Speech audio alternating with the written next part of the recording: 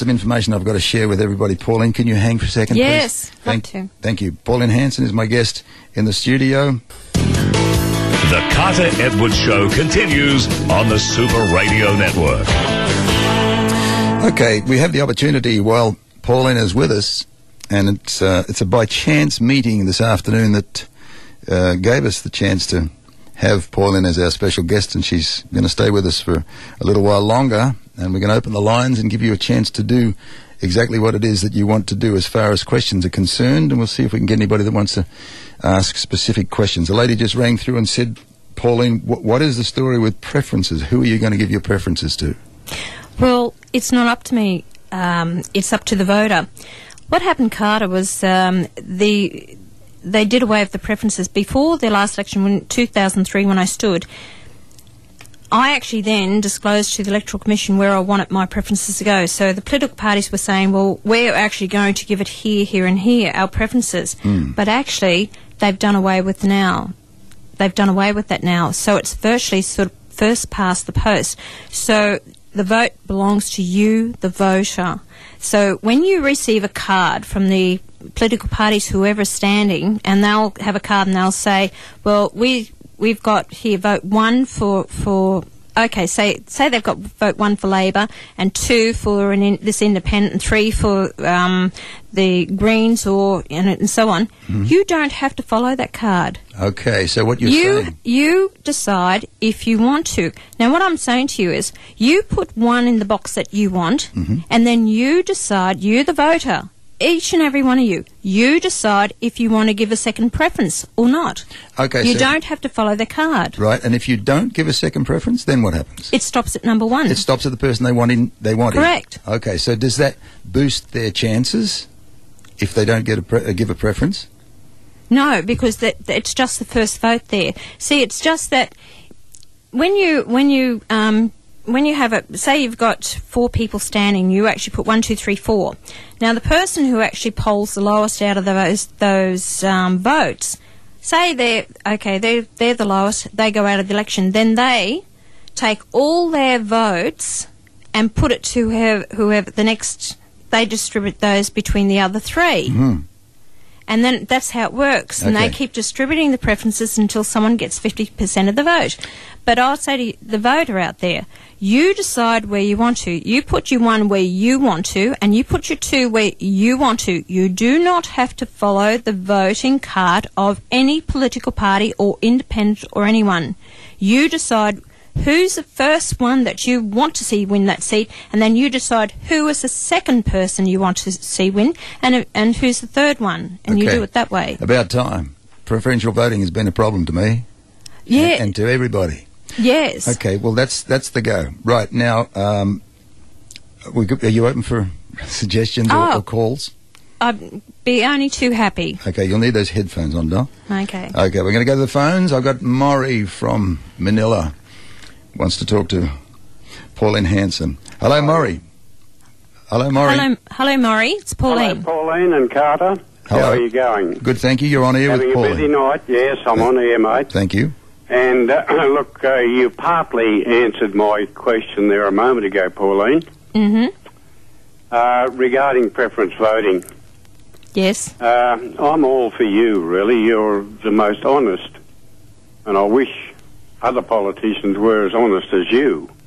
But anyway, that's beside the point. Preference voting now, it's got me lost because I do not really understand where the preferences go to. I think each candidate should declare their preferences prior to the voting. No. It used to be that way for the Senate, and it was that way when I stood in 2003. And they had the groups or the political parties, we actually had to say, okay, where do we want our preferences to go? They've done away with that system. Right. It doesn't happen. It doesn't happen that way anymore.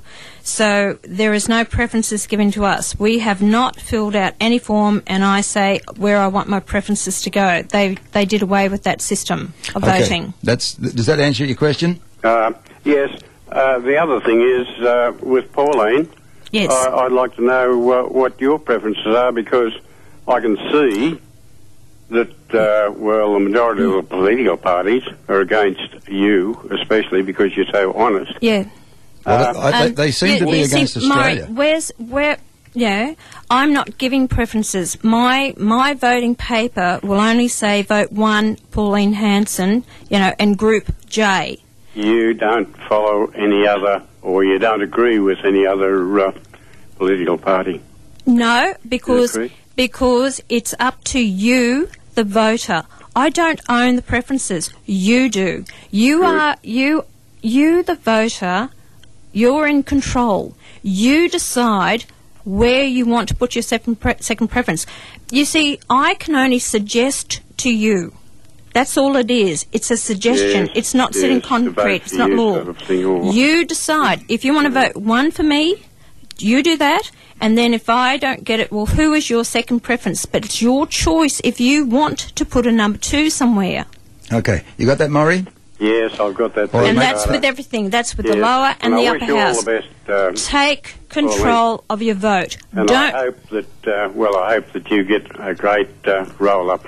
Thank you, Maury. Thanks very much for calling. So what Pauline's saying is take control of your vote. Make it count. Exactly right. You are in control. It's your vote, nobody else's. How arrogant was Keneally and Farrell saying, well, we're not going to give her our preference. All they're saying is we're not going to put on our how to vote papers directing our voters to give the second preference to Pauline Hanson. Mm-hmm. And when I stood in 1998, I won 36% of the primary vote. And the Liberal Party fellow who won it, he had 21% of the vote. They preferenced me last, and when all the other candidates went out, it was finally the Labor Party vote that put him in to give him the percentage more than I did. So I won it on the primary. I've always won it on the primary vote, except in 2009 where I did poll third. I've got to say that.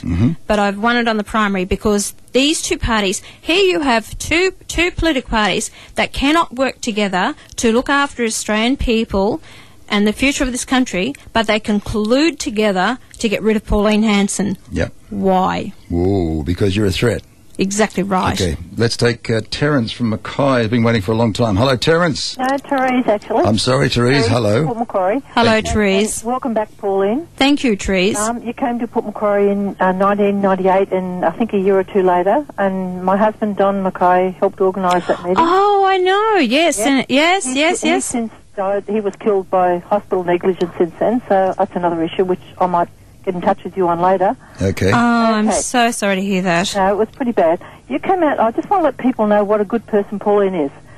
Pauline came out to our house after one of the meetings in town. We had lunch there. I remember that day. I know you've a big table, lots of people around the table, and I was running backwards and forwards, and we had to hire a security guard because things were so bad for Pauline at that time that people were afraid for her safety.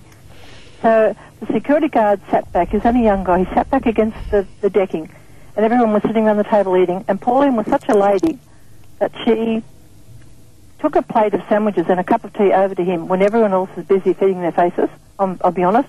And in the middle of it all, Pauline went and remembered this person hadn't had anything to eat. Oh. And I've remembered that to this day. I've remembered that to this day, actually, and I thought another woman, maybe another woman would remember that because women do these sorts of things. But they do, yeah.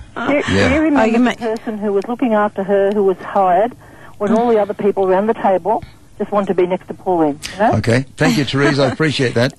Thank you, Pauline, for coming back. Thank you, Therese. Okay, let's. We've got a bundle of people who want to get through. Diane from Dubbo. Hello, Diane. Hello, Diane. Hello. I was very interested in the story you started to tell us when you were speaking to Graham Gilbert about a nurse. A nurse, when you were talking about nursing training, and he had to cut you. Oh, no, I think your phone went wrong. And so you didn't end up being able to tell us the rest of the story, and I was very interested in it.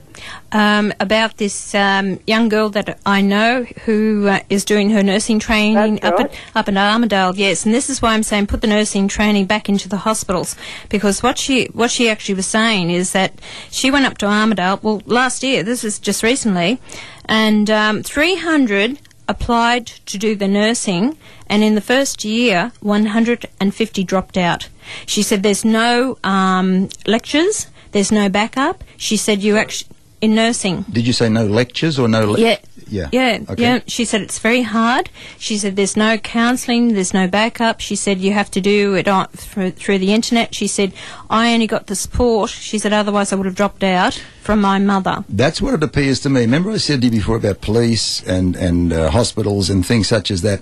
There appears to be a concerted effort to destroy these things. That nobody that we've employed from electing them to do the job properly is even caring about this thing. That's right. And look, Carter, when I was first stood in 1996, I spoke to then a minister in the Queensland Parliament, and he told me, there is not enough nurses, there will not be in the future because they're not putting them through. And he told me that in 1996 that they actually knew what was going on.